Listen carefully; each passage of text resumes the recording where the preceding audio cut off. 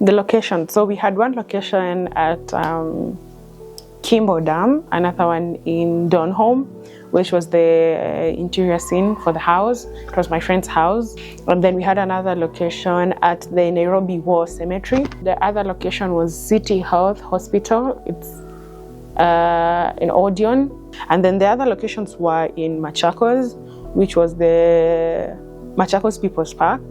We initially thought we were going to be just going there, shooting, and be done with it. And then we realized we needed to get a permit from the people that manage the park. And then the other last location was Hills. It's just like an open to the public kind of situation there at the Hills. So we didn't have to speak to anybody. We didn't need to pay anything. So those were the locations that we had. We relied so much on public spaces, and then the other places, people just were gracious enough to give us the locations. To Machakos, we had to get a van. So the day we were shooting the other scenes, we had a friend who gave us his tow van, which again, please support us. Borrow, beg. There's going to be a lot of that when you're starting out because you don't have money. If you don't have money, but if you have money, then it's a little easier because you need a problem solved. Like you just have to pay for the services.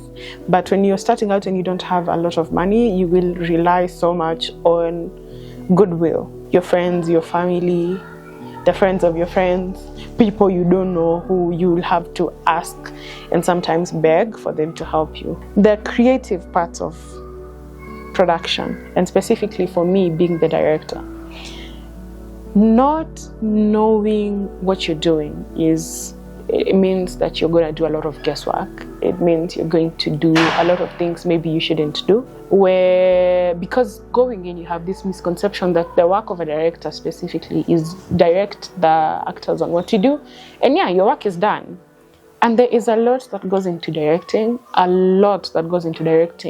because your work is to ensure your vision translates into the final product. And starting out, I didn't know that. I don't think the film had any creative qualities, basically. Like if you look at it, it's very basic. Also, as a director, having your team trust that you know what you're doing when you don't know what you're doing is very difficult. One of the biggest issues also I had was having the team capture my vision.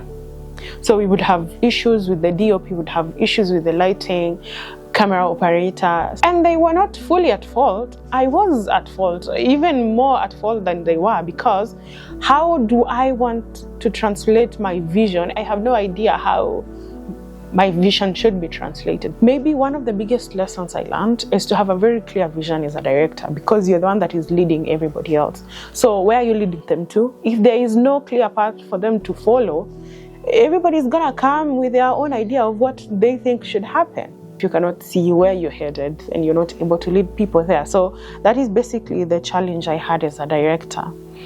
The other thing was creative differences are one of the biggest issues with working with a team. And we had a lot of those. And that comes from we were very unprepared.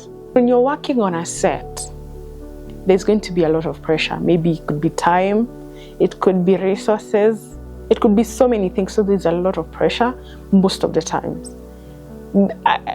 Maybe you could get to a point where everything is figured out, everything is streamlined, everything works out as it should, and there's no pressure. But when there's pressure, emotions are going to be high and people are obviously going to clash.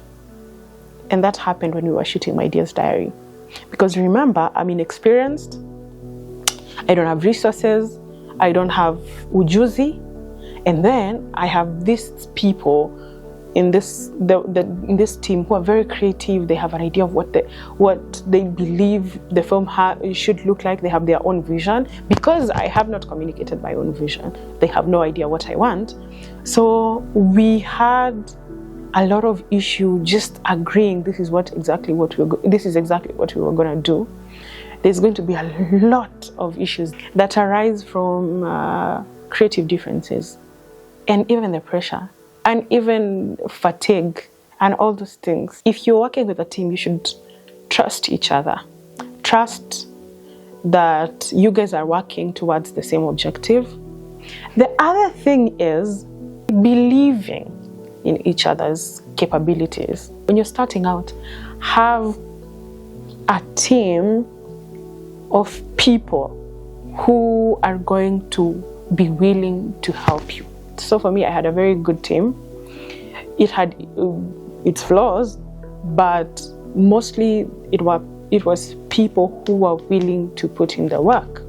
It was people who had an idea of how passionate I was about this project, and they understood that passion